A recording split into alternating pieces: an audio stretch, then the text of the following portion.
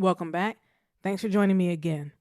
So far in the course, we've gone through all of our core AWS services. We focused on VPCs as our network service. For our compute service, we did a review of EC2. For our storage services, we talked about S3. And for database services, we talked about RDS. That rounded out our discussion on our core AWS services. Next, we've moved into services that support our core services. First service we discussed was SNS, or Simple Notification Service.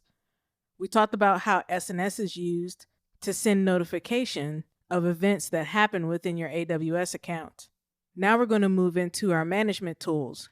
If you take a look, AWS has several management tools available. We're not going to talk about all of these tools in this course. We're primarily going to focus on CloudWatch, and we'll also have a little bit of a discussion in this section on CloudTrail as well. So let's go ahead and get started. So in this section, we're going to cover management tools. We're going to take a look at CloudWatch and CloudTrail.